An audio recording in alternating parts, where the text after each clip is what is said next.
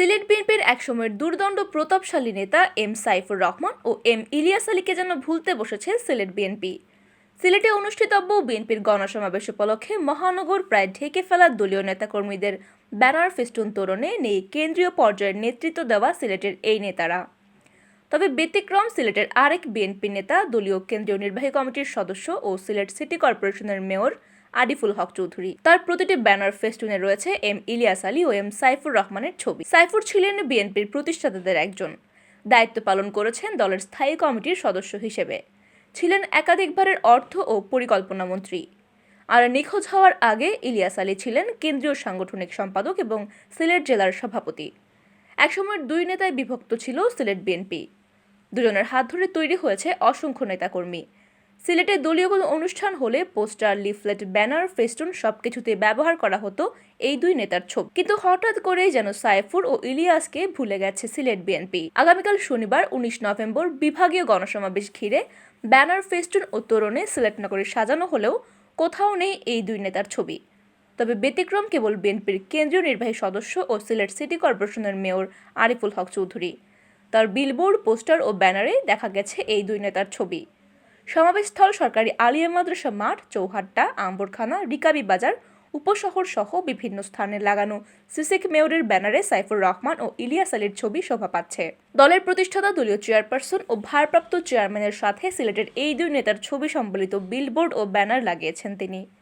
একসময় সাইফুর রহমানের সবচেয়ে ঘনিষ্ঠজন হিসেবে পরিচিত আরিফুল হক চৌধুরীর সাথে রাজনৈতিক দ্বন্দ্ব ছিল ইলিয়াসের।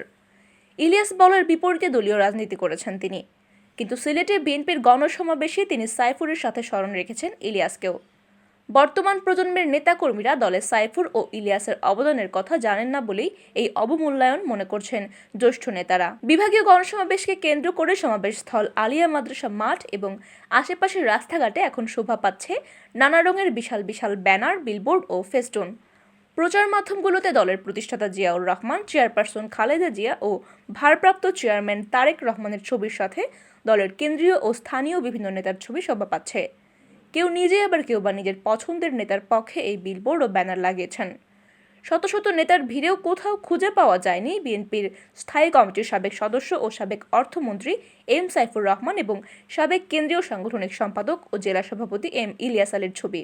জীবিত অবস্থায় যারা সাইফুর রহমানকে পুঁজি করে দলীয় পদপদবি ও নানা সুযোগ সুবিধা বাগিয়ে নিয়েছেন, তাদের ব্যানার ও বিলবোর্ডেও দেখা যায়নি তার ছবি।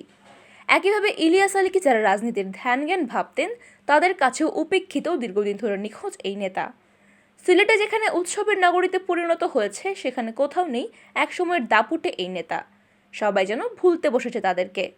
সাইফুর ও ইলিয়াসের ছবি না থাকা প্রসঙ্গে সিলেট জেলা বিএনপির সভাপতি আব্দুল কাইয়ুম চৌধুরী বলেন, সিলেটের নেতাকর্মীরা এই দুই নেতাকে মন থেকে শ্রদ্ধা করেন।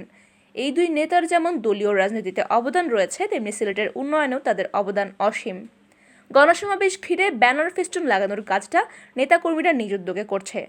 এ নিয়ে দলীয় কোনো দিক নির্দেশনা ছিল না, তাই হয়তো সাইফুর রহমান ও ইলিয়াস আলীর ছবি বাদ পড়েছে। তবে গণসমাবেশে সিলেটের উন্নয়নে সাইফুর রহমানের অবদান যেভাবে তুলে ধরা হবে, ঠিক একইভাবে ইলিয়াস আলীর সন্ধানের দাবিও জানানো হবে।